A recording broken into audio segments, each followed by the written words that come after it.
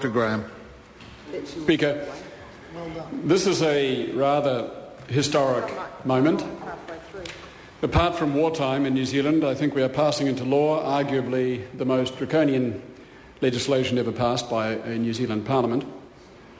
I do not wish to be melodramatic, but we have experienced a dramatic event, and this is a dramatic bill. It has generated much heat and only occasionally some light, but enough light to shine a faint torch on what we are doing here today. This bill is a dusty mirror to who we are as a society. It raises issues of an underlying nature about, I think, our national identity, our national style and beliefs, and I shall say more about that later. In the meantime, let me make 3 points. The fundamental issue at stake is that this bill accords unprecedented powers, peacetime powers, to government in the name of recovery from a natural disaster. Those powers are justified on the basis that extraordinary events justify extraordinary legislation, going the extra mile, as the Minister has just put it. That is the fundamental premise on which the government rests its legislation. The Green Party rejects that premise and believes it has refuted it. An extraordinary event does not in itself require or justify extraordinary powers. It requires extraordinary effort, yes. Extraordinary compassion, we're showing it. Extraordinary cooperation, we're getting there. It does not necessitate extraordinary powers. We are told that the people of Christchurch are crying out for these powers to be rushed through for a focused, timely and expedited recovery. The Green Party is being told precisely the opposite. The people want to engage. They want legitimacy. They want to express a vision. They are being denied that under this bill. The people of Christchurch would have preferred 2 more weeks of emergency so that the bill could have been properly debated. So we in the Green Party are critical of the process by which this bill is being born. It says little of its genealogy, and it portends badly for any progeny that might, God help us, follow. My second point: why make the central government sovereign over the local municipality in this bill? Why the overriding assumption that national government knows better than local government? We reject that notion. Local government knows their city better than the national government. Has anybody heard of the Christchurch City Council aspiring to run the country? I see the seeds of the substantive problem I am identifying even within the process itself. At yesterday's hearing down south, the Christchurch City Council was essentially in disarray. The Mayor was regrettably absent. Clearly something more important than this legislation detained him. The councillors had never seen the draft. Some of them think they had been consulted about the concept, though this is rather unclear. The Deputy Mayor, rather hesitatingly, expressed general support. But then, in a forlorn and poignant action, the Council appealed for collaboration from the central government and sought a protection of its statutory powers and rights. Other councillors spoke out against the process and the substance. There was, I sensed, a touch of apprehension. That is generally how these things begin. Just a look in the eye. My third point: there has been a tendency, probably a decision, about mixing all phases into one in the name of justifying these powers. We should be seeing 3 phases: an emergency where the central government is naturally in control, a recovery where central and local government cooperate, and a rebuild where local government is in control. But we are seeing the central government retaining the purple robe over the lot. There are too many rationales here, sir. Are these extraordinary powers justified? So said Mussolini. So said Musharraf. So says Bainimarama. The doctrine of necessity.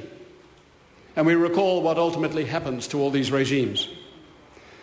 My final comment is this: the bill is a commentary on who we are. New Zealanders are by and large, by nature, not a theoretically minded people. We like to see ourselves as pragmatic and casual, decent and fair-minded. Number 8 wire takes precedence over encyclopedic script. We tenaciously refuse to write a formal constitution, proud of our British heritage. We disband the upper chamber on the grounds it might get in the way. We are slow to write into the books our natural obligations pertaining to human rights and freedom of information. We glue our society together on personalised trust rather than idealised obligation. These ingredients make for a fragile society, more fragile than we realise. The pure taste of these ingredients is in this legislation, that the New Zealand Parliament, claiming sufficient electoral strength to muster the numbers, is about to adopt in the name of we the people whose characteristics we witness today. In this bill, we have ridden roughshod over the statute book. We have pushed it through a unilateral parliament. We have suspended certain basic rights. And we have rested its operationalisation on the blithe assurance of personal trust of one minister backed by a group of ministers. Is this the moment to acknowledge that in the 49th Parliament, whose time is not yet at an end, we have witnessed the resignation of 2 ministers on grounds of violating political and personal trust? Every society, when it starts down the road to repression, claims that extraordinary events justify extraordinary law. That is the basis of martial law. Let us not opt out of human society and claim that because we are pragmatic, casual, decent and fair-minded, we are different. We are not. We have witnessed emergency powers prevailing in countries we know well. It is not just Egypt and Syria. I know what it is to live in societies where freedoms are circumscribed or where situations are tense. I have lived in Jordan, a beautiful and wonderful nation, where to criticise the king would place you in serious trouble. I have entered Haiti 3 days after a dictator was ousted and the sandbags with machine guns peered out at you. I have been to Burundi between genocides, where we appealed in the parliament in Bujumbura for calm and mutual understanding. That experience, incidentally, carries a personal note that illustrates my point. On that occasion, I took 8 members of parliament with me from around the world. 4 were from the West, 4 were from Africa. Our lead parliamentarian was an outstanding opposition leader from West Africa. He was renowned for his courage, his acumen, and above all, for his compassion for the people. He later went on to become a popular president whom the people loved and trusted. Who was that man? Laurent Gbagbo. And is Africa so very different from these far-flung shaky isles that we call home? Are we so benighted as to say yes, so provincial as to believe ourselves to be superior? To those who might, let me refer them to Chile, Argentina, Mexico and Uruguay, and respond to the obvious prejudice, of course, Italy and Germany. And we generally relate to those countries and others in times of trouble. Do not think, colleagues, please, do not think that we are immune. It is not that I do not trust Jerry Brownlee. It is that I do not trust myself. I would feel reassured if we had a codified constitution and that our constitution foresaw such an event and required for it in a measured and prescient manner, rather than require, through our constitutional ineptitude, this kind of legislative nightmare. We could take the example of a close Commonwealth partner, India, from whom we could learn much about democratic principle. India has a constitutional arrangement for a state of emergency in its framework. They have declared emergencies 3 times in their history. This is not to comment on the precise states of emergency that India has declared. They are controversial, each one.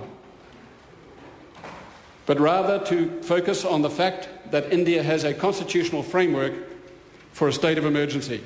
The Civil Defence Emergency Act and SERA here do not do it. If we have learnt anything from this episode, it is not about how courageously we are surviving the physical ordeal. We all knew we would. After all, we once were warriors, Celtic and Polynesian. If we have learnt anything, it is what we don't know or know less well about ourselves. Call it the political ordeal.